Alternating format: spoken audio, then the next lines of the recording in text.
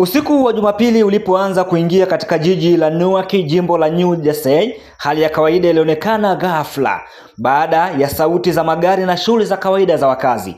Mitaa ilijaa milio ya ving'ora vya polisi, kelele za waandamanaji na amri kali za maafisa wa usalama waliokuwa wakijaribu kudhibiti umati mkubwa wa watu waliokusanyika karibu na kituo cha kuwashikilia wahamiaji cha Delaney Hall. Kadri giza lilivyozidi kutanda ndivyo hali ilivyozidi kuwa mbaya. Makundi ya waandamanaji yalijikusanya nyuma ya vizuizi vya chuma vilivyowekwa na polisi, huku baadhi yao wakipeperusha mabango yenye ujumbe wa kutetea haki za wahamiaji. Wengine walikuwa wakipaza sauti wakitaka kituo hicho kifungwe kabisa, lakini kilichoanza kama maandamano ya kawaida baadaye kiligeuka kuwa mapambano ya moja kwa moja kati ya waandamanaji na vikosi vya usalama. Video zilizosambaa haraka kwenye mitandao ya kijamii zilionyesha picha za kutisha, kwani waandamanaji walionekana wakisukumana na polisi katika vita vya kuvuta na kusukuma vizuizi vya usalama. Polisi waliokuwa wamevalia vifaa maalum vya kuzuia ghasia walitumia ngao zao kuwasukuma nyuma watu waliokuwa wakijaribu kuvunja mstari wa ulinzi. Katika eneo jingine, askari waliopanda farasi walionekana wakisonga mbele kuelekea kwenye umati mkubwa wa watu ili kuyatawanya makundi yaliyokuwa yakikataa kuondoka. Kutokana na hali hiyo, meya wa Newark, Rasi Baraka, alichukua hatua ya dharura ambayo haikuwa imeonekana kwa muda mrefu katika eneo hilo. Alitangaza amri ya kutotoka nje kuanzia saa 3 usiku hadi saa 12 asubuhi kila siku mpaka itakapotangazwa vinginevyo. Uamuzi huo ulionyesha wazi jinsi mamlaka zilivyokuwa zikihofia kwamba hali ingeweza kugeuka kuwa mbaya zaidi ikiwa hatua kali zisingechukuliwa mapema. Lakini nyuma ya vurugu hizo kulikuwa na simulizi kubwa zaidi. Delaney Hall si jengo la kawaida, ni moja ya vituo vikubwa vya kuwahifadhi wahamiaji nchini Marekani, chenye uwezo wa kuwahifadhi watu takribani 1,000 kwa wakati mmoja. Kwa wiki kadhaa sasa, kituo hicho kimekuwa katikati ya mjadala mkubwa kuhusu sera za uhamiaji za serikali ya shirikisho. Wanaharakati wa haki za binadamu na mashirika yanayotetea wahamiaji walidai kuwa baadhi ya wanaoshikiliwa ndani ya kituo hicho walikuwa wameanzisha mgomo wa kula, wakilalamikia hali mbaya ya maisha wanayoishi.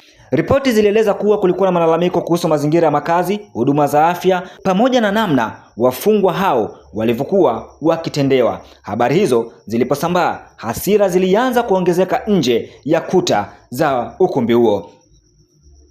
Kwa siku kadhaa mfululizo, mamia ya watu walifika katika eneo hilo kuonyesha mshikamano wao na wale waliokuwa ndani ya kituo hicho. Kila siku idadi ya waandamanaji iliongezeka. Kila siku mvutano ulizidi kupanda. Hatimaye eneo hilo likawa moja ya sehemu zilizovutia macho ya taifa lote la Marekani. Siku ya Ijumaa hali ilionekana kuwa imefikia kiwango kipya.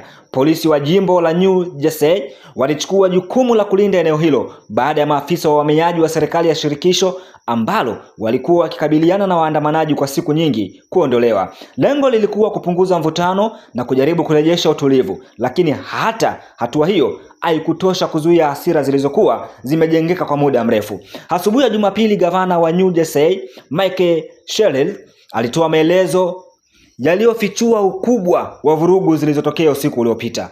Kwa mujibu wa gavana huyo, baadhi ya watu walikuwa wamefunika nyuso zao, walivamia vizuizi vya eneo maalum la maandamano lililokuwa limewekwa na polisi. Alisema baadhi yao walirusha vitu mbalimbali kuelekea kwa maafisa wa usalama, walitumia vizuizi hivyo kama silaha na hata kuwasha matairi katikati ya barabara. Moshi ulionekana ukipaa juu ya baadhi ya mitaa, huku mwanga wa moto ukimulika gizani. Kwa muda mrefu eneo hilo lilionekana zaidi kama uwanja wa mapambano kuliko eneo la maandamano ya kiraia. Hali hiyo ilizua hofu kwamba watu wengi zaidi wangeweza kujeruhiwa ikiwa vurugu hizo zingeongezeka. Gavana Sherrill alikemea vikali vitendo hivyo na kusema kwamba vilikuwa vinahatarisha maisha ya waandamanaji wenyewe, amani pamoja na maafisa wa sheria.